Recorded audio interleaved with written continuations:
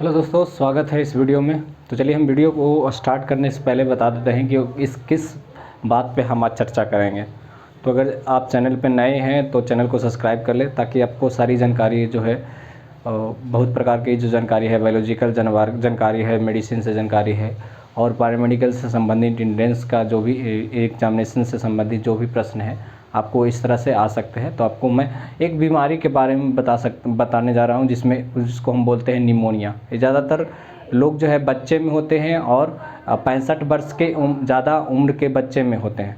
तो इसको क्या साइड इफ़ेक्ट है और कैसे हम लोग इसको कंट्रोल कर सकते हैं और कैसे इसे हम सुधार में ला सकते हैं और किस तरीके का अगर हम वर्क करेंगे जिससे हमको न्यूमोनिया जो है हमको नहीं होगा। तो चलिए हम चलते हैं आगे, चल देखते हैं। तो ये जो निमोनिया है सिर्फ ये फेफड़ा में प्रभावित करता है। मनुष्य के शरीर में या ये जानवर में भी हो सकता है और मनुष्य में भी हो सकता है। तो मनुष्य के शरीर में ज़्यादातर बोलते हैं, और अगर जानवर को निमोनिया हो जाता तो ज़्यादा संक्रमण फैलने के लिए चांसेस ज़्यादा हो जाते हैं। उसको ठीक नहीं हो पाता जल्दी। तो इसलिए जानवर के डॉक्टर बोलते हैं कि उसको अगर निमोनिया हो गया तो ज़्यादातर जो उनको मरने के चांसेस बहुत ज़्यादा हो जाते हैं।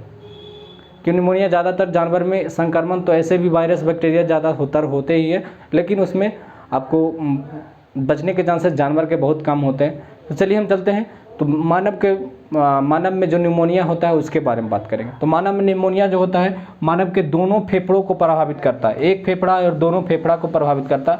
मैंने ड्राइंग किया है और ड्राइंग में आपको दिख सकता है कि यहाँ पे मैंने दोनों फेफड़ों को प्रभावित करने के लिए क्या इन्फेक्शन हो सकता है। मैं इस फेफड़ों के बारे में बात करेंगे। तो चलिए हम पहले लिखा हुआ जो है इसके बारे में बात कर रहे हैं। तो फेफड़ों को प्रभावित करता है। फेफड़ों को प्रभावित किस प्रकार करता है? तो इसमें वायु थैली और जो भी एल्वोलाई जो है उसमें द्रव और मवाद का जमाव हो जाता है, जिसको हम पस बोलते हैं। पस का मतलब एक हम सर्दी वगैरह का नाम।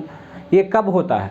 सर्दी कब होती है? जब आप कोल्ड एरियाज में जाते हैं या कोल्ड इन्वायरमेंट में जाते हैं या कहीं से पूरा धूप में से आकर के और डायरेक्टली आप पानी पी लेते हो, इस तरीके का साइड इफ़ेक्ट हो सकता है आपको। तो सर्दी हो जाता है। सर्दी क्या होता है? पस जमता है किसके? तो ये ज़्यादातर आपको निमोनिया किस कारण, सर्दी तो लोगों को ज़्यादातर होना ही चाहिए क्योंकि अंदर से जो भी पस जमे हुए रहते हैं वो बाहर निकलते हैं।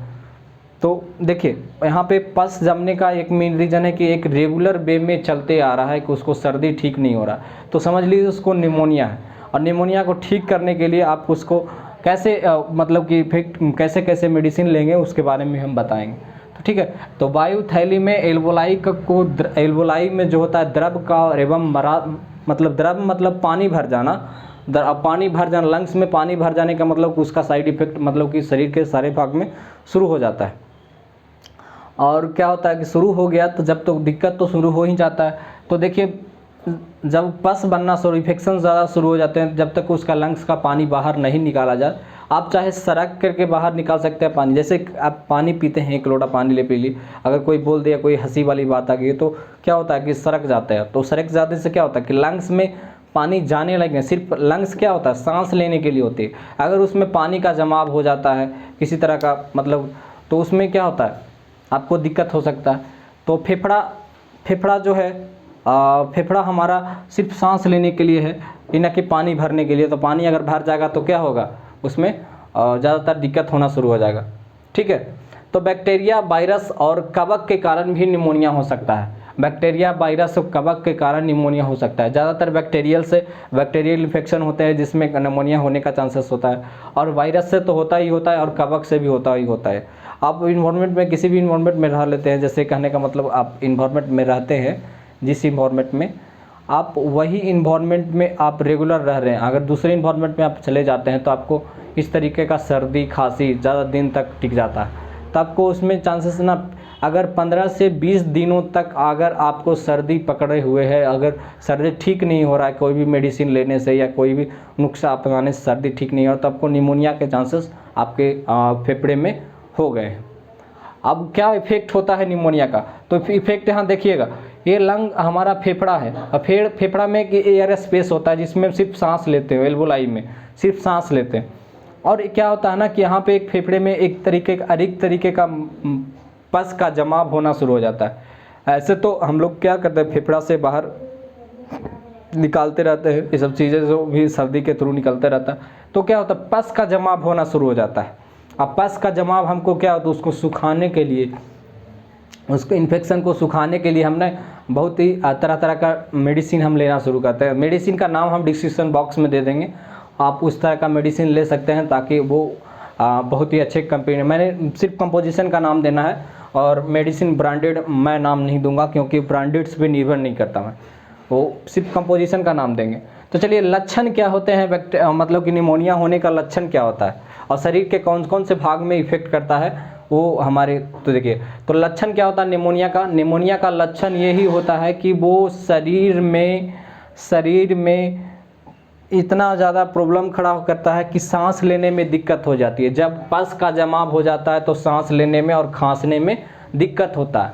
दिक्कत होता है किस प्रकार, तो दर्द होना शुरू हो जाता है। जब हम खांसते हैं तो यहाँ पे दर्द होना शुरू हो जाता है और सांस भी लेने में दिक्कत शुरू हो जाती है। ठीक है, अब हम क्या है कि भ्रम एवं मानसिक बदलाव होता है। भ्रम में हम रहते हैं और मानसिक बदलाव होता है। ये चीज़ें किस में होती है, तो ये चीज़ें जो होता है 65 वर्ष के ऊपर वाले लोगों में जब निमोनिया होता है तो उसके अंदर भ्रम होता है और बदलाव होता है, किसी मानसिक तरह का बदलाव होता है, मेंटलिटी जो उसका चेंज होते जाता है, तो इस तरीके का हो सकता है। तो उसमें घबराएं नहीं, उसके एक सिम्टम्स है। किसके सिम्टम्स है, निमोनिया का सिम्टम्स है। निमोनिया का स्पेलिंग आप लोग देख लीजिएगा, निमोनिया का स्पेलिंग आप लोग गलत लिखते हैं, पी साइलेंट इसमें रहता है, बाकी सारे जो है स्पेलिंग आप लोग को इसमें सही यही रहेगा। तो PNEUMONIA, ठीक है। और क्या होता है कि मानसिक बदलाव होता है किस कारण से, मानसिक बदलाव जो होता है इसमें कि बच्चे का तो उतना नहीं होता, लेकिन 65 वर्ष के उम्र, जैसे 65 वर्ष के उम्र ऊपर के लोग जो होते हैं और उनमें मानसिक बदलाव हो जाता है। और थकान ज़्यादा होता है, टायर्डनेस बहुत ज़्यादा होता है, थकान बहुत ज़्यादा होता है, वीकनेस ज़्यादा होता है। और फीवर भी होता है, फीवर भी लिख लीजिएगा। फीवर कहने का मतलब यहाँ पे फीवर का क्या है ना कि फीवर में आप यहाँ पे लिख सकते हैं जैसे बुखार आना, बुखार के साथ पसीना भी आना, बुखार के साथ पसीना भी आना, पसीना भी आना क्या हो जाता है, सिम्टम्स हो जाता है, किसके लक्षण भी होते हैं, किसका, निमोनिया का। बुखार के साथ पसीना आना ये सिम्टम्स हो जाते हैं। और कपकपी, पूरे शरीर में कपकपी सा आ जाना, ठंडी जैसे लगना, एक कपकपी जैसा भी लगना, क्या इसका सिम्टम्स है, कपकपी लगना। आप ज़्यादातर बोलते हैं कि ठंड में ठंडा लग रहा तो कपकपी तो लग ही रहा, तो कपकपी में क्या है कि उसमें से निमोनिया का सिम्टम्स है। तो बुखार के साथ पसीना आना, पसीना के साथ कपकपी, तो बुखार के साथ पसीना आता है तो ये हाई ब्लड प्रेशर का भी सिम्टम्स है, हाई ब्लड प्रेशर का भी सिम्टम्स है। और हाई ब्लड प्रेशर ही खुद एक सिम्टम्स है, लेकिन उसका सिम्टम्स क्या है अलग से, लक्षणों का लक्षण, यही ना लक्षणों का लक्षण, एकदम लक्षण भरपूर लक्षण। तो इसमें है कि हाइपरटेंशन का भी एक लक्षण है ना, बुखार के साथ पसीना आना हाइपरटेंशन का लक्षण भी हो सकता है। तो बुखार के साथ कपकपी भी आ जाता है, कपकपी मतलब कि बुखार के साथ पसीना आ रहा है तो कपकपी, ठंडा जैसा लग रहा है, कपकपा रहे हैं, ठीक है। और जो पसीना जब आता है तो शरीर के समान तापमान में मतलब बदलाव हो जाना, जैसे शरीर का समान तापमान जो है उसमें बहुत कम हो जाना, बदलाव हो जाना। तो शरीर के तापमान में क्या हो जाता है, बदलाव हो जाता है, ठीक है।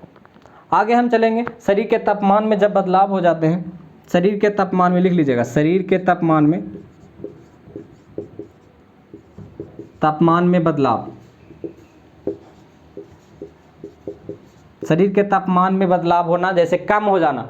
सिर्फ बदलाव का मतलब, कहने का मतलब यहाँ पे कम हो जाना, कम हो जाता है तो बुखार के साथ पसीना भी आता है, कपकपी भी होता है, तापमान में बदलाव भी हो जाता है। तो ये किसका सिम्टम्स हो गया, सिम्टम्स हो गया निमोनिया का। निमोनिया का इतना सिम्टम्स है, और सिम्टम्स जानिएगा तभी समझ में आएगा। और इस तरह का अगर जब होता है तो डायरिया भी हो जाते हैं, दस्त हो जाते हैं, आपको वोमिटिंग होना शुरू हो जाता है। तो इस तरह का सिम्टम्स है इसमें, तो लिख लीजिएगा, लिखिएगा इसमें डायरिया, दस्त भी हो जाता है, दस्त दस्त और क्या बोलते हैं, डायरिया और वोमिटिंग, उल्टी होना,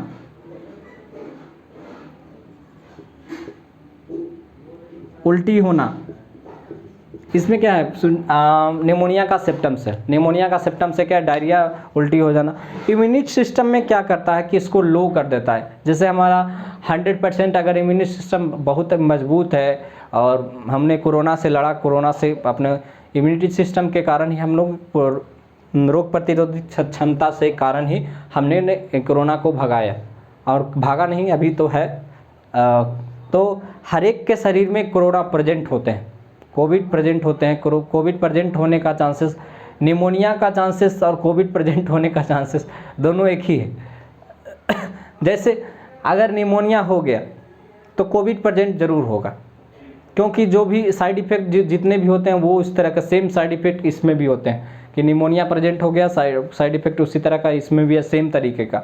एक तरह का अगर आप जांच सकते हैं कि जांच में अगर किसी को निमोनिया हो गया, आप कोविड जांच करवाएं तो उसमें देखिएगा कोविड पॉजिटिव आपको दे देगा रिजल्ट। आपको सर्दी हो गई है, सर्दी के साथ फीवर भी है, तो फीवर में अगर आपको कोविड नहीं है, कोविड के लक्षण आपको नहीं दिख रहे हैं, तो कोविड के लक्षण में क्या क्या है, जैसे में आपको टेस्टलेस हो जाना, मतलब स्वाद नहीं माना, है ना। सांस में जैसे स्मेलिंग का प्रॉब्लम हो जाना, मतलब किसी अगर बहुत अच्छे एरिया में गए, धमक रहा है पूरा स्प्रे वगैरह, धमक रहा है, आपको दूसरे आदमी को धमक रहा है, लेकिन स्मेलिंग का लॉस हो जाना, मतलब श्वास लॉस हो जाना, इस तरीके का कहने का मतलब ये है।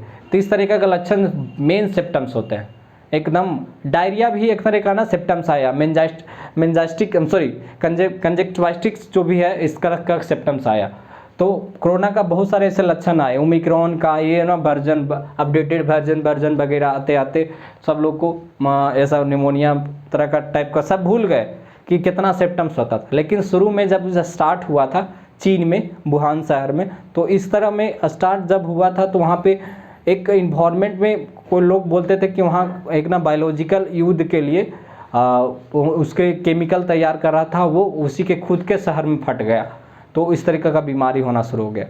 अब कोई लोग बोलता है कि वो ना उसके शहर में इतना पॉल्यूशन के, किसी बायोलॉजिकल पॉल्यूशन के कारण उसके शहर में ऐसा बीमारी फैल गया, तो वहाँ से शुरू हुआ। लेकिन भारत में कब आया, भारत में एक केरल की एक लड़की रहती थी, वो चीन के वुहान शहर में, वो वहाँ से लौटी तो यहाँ सबसे पहले उनको केरल में सबसे पहले उस लड़की को हुआ। भारत में जब आई तो केरल वाली लड़की को हुआ, लड़की के बाद जो है वो सारे देश में फैलना। जब मोदी जी ने वहाँ से चीन से लोगों को बुलाना शुरू कर दिया, हर एक देशों से बुलाना शुरू कर दिया कि आप आ जाओ अपने देश में हम लोग रहना शुरू करेंगे, तो वहाँ पे आना शुरू कर दिए।